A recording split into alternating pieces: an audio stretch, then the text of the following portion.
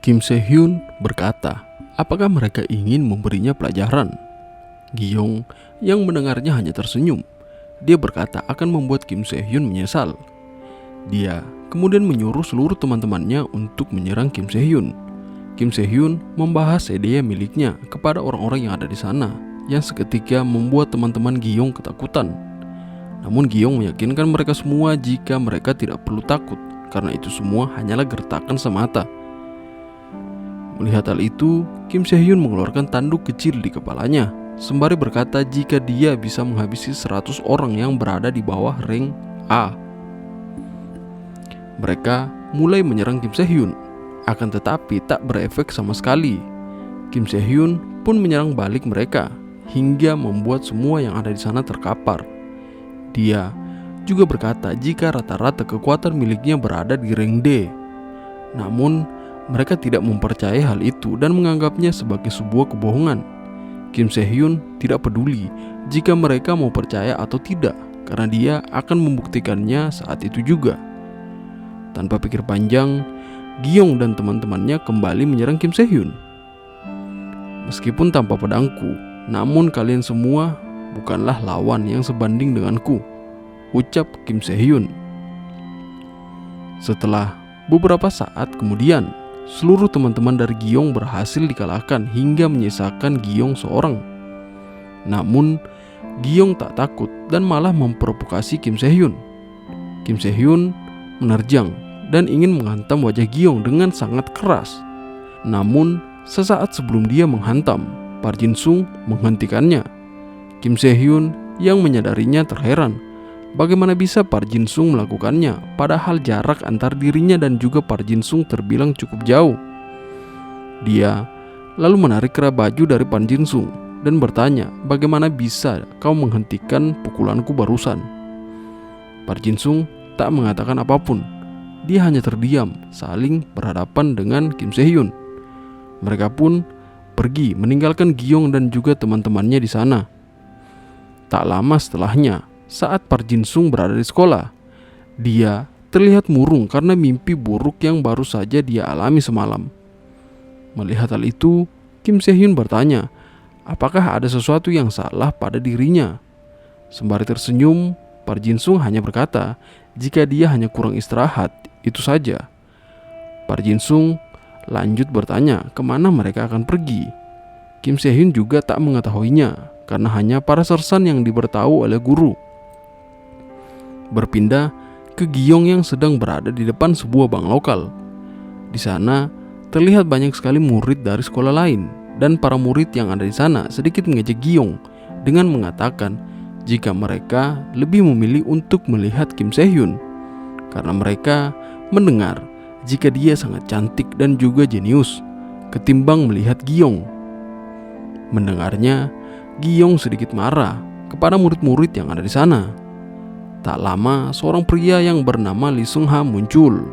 Dia berkata jika mereka berasal dari SMA Sojong dan mengajak Gi-yong untuk bersalaman.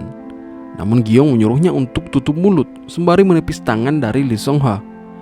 Tak lama, Kim Se-hyun tiba di sana dan berkata kepada Gi-yong, apakah dia tidak melihat jika poin pelatihan mereka sudah sangat menurun? Jadi jangan buat ulah lagi. Kim Se-hyun juga mau minta penjelasan kepada Lee Sung-ha, dan diketahui jika Lee Sung-ha adalah murid pengobatan tahun kedua. Mereka juga tidak tahu dengan pasti kenapa mereka dikumpulkan di sana.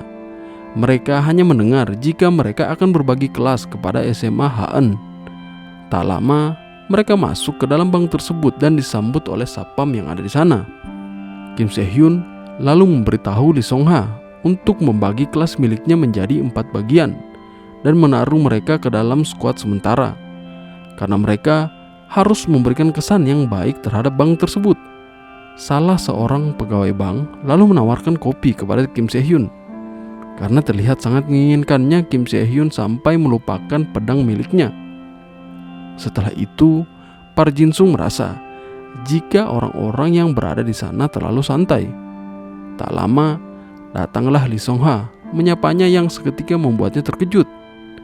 Dia mengira jika Lee Sung-ha ingin menyuruhnya melakukan sesuatu. Namun, Lee Sung-ha berkata jika dia tertarik kepada Park Jin Sung. Lee Sung Ha lalu menawari Park Jin Sung untuk minum kopi bersama. Park Jin Sung menerima ajakan tersebut. Saat sedang minum bersama, Lee Sung Ha bertanya kenapa Park Jin Sung terlihat seperti orang yang sangat peduli dan juga menanyakan skill tempur milik Park Jin Sung. Park Jin Sung hanya menjawab jika dia adalah seorang rank F. Namun, Lee Sung Ha seakan tidak mempercayai ucapan dari Park Jin Sung. Park Jin Sung lalu menanyakan apakah idea milik Lee Sung Ha. Lee Sung Ha memperlihatkan idea miliknya yang ternyata bisa membuat tangannya menjadi sebuah bilah pedang. Park Jin Sung mengatakan jika idea tersebut memiliki peluang untuk berkembang. Namun Lee Sung Ha merasa sedikit tidak percaya diri karena sudah mendengar hal itu selama bertahun-tahun lamanya. Dan pada kenyataannya, idea miliknya belum berkembang sama sekali. Mungkin itu alasannya kenapa Lee Sung Ha sangat ingin dipindahkan ke kelas tempur. Park Jin Sung hanya berkata, jika lebih baik Lee Sung Ha berada di kelas pengobatan saja, agar dia bisa menyelamatkan orang-orang yang membutuhkan. Karena itu, lebih baik daripada memiliki idea petarung. Setelah mengobrol, mereka memutuskan untuk kembali berpindah ke Paijo yang sedang menemui dua orang asing. Tujuan mereka di sana adalah untuk memberikan nilai kepada murid-murid Paijo. Setelah selesai, mereka memutuskan untuk minum kopi bersama. Kembali ke kantor bank. Di sana terlihat Park Jin Sung yang sedang berdiri dengan seorang wanita berambut pirang. Tak berselang lama, beberapa orang berpakaian hitam berseragam lengkap masuk. Mereka mengira jika orang-orang tersebut sedang cosplay. Seorang satpam yang mendengarnya lalu berlari ke arah Park Jin Sung dan menepis tebasan pedang yang dikeluarkan oleh salah satu pria berseragam tersebut. Pak satpam menyuruh mereka untuk lari melalui pintu belakang. Namun naas, Pak satpam itu berhasil dihabisi oleh pria berseragam hitam yang ada di sana. Pria tersebut memiliki luka bakar di wajahnya dan juga wajah yang cukup beringas. Pak satpam yang ada di sana bertanya, siapa sebenarnya orang tersebut? Pria tersebut menjawab, jika para satpam itu sepertinya akan membuatnya lebih terhibur ketimbang satpam yang sudah dia bunuh barusan. Pak satpam menyadari jika dialek dari orang-orang tersebut bukan dari Korea Selatan dan dicurigai sebagai mata-mata dari Korea Utara. Orang tersebut memberikan tatapan yang tajam dan cukup serius. Dia kemudian menyuruh orang-orang yang ada di sana untuk mengisi tas mereka dengan uang dan menyuruh mereka untuk menjaga sikap mereka. Salah seorang satpam kemudian berteriak dan menyuruh orang tersebut untuk diam. Namun hal itu malah memicu emosi dari orang tersebut yang kemudian mengayunkan pedangnya dan berhasil menghabisi seluruh satpam yang ada di sana. Kim Se Hyun yang melihatnya terlihat sangat syok bersamaan dengan temannya yang lain. Dia berteriak dan menyuruh teman-temannya untuk segera berlindung serta bersiap untuk memanifestasikan ide milik mereka masing-masing. Orang tersebut menanyakan nama dari Kim Se Hyun karena dia terlihat bisa menghadapi situasi tersebut. Orang itu juga mengatakan jika tujuan mereka sebenarnya bukanlah merampok bank tersebut. Sebuah senyuman tergores di wajahnya. Dia mengatakan siapa sebenarnya mereka ini. Mereka adalah orang yang disebut sebagai The Great Pestilence Syndicate atau yang lebih dikenal sebagai PST. PST adalah sebuah kelompok teroris yang menentang umat manusia menggunakan seluruh dunia sebagai panggung mereka. Kapanpun mereka lewat, bahkan seekor semut pun tidak akan bisa selamat. Mereka adalah sekelompok orang yang sangat kejam dan juga keji. Satu-satunya jejak yang mereka tinggalkan saat melakukan aksi mereka adalah kurangnya orang yang bisa selamat dari serangan brutal mereka.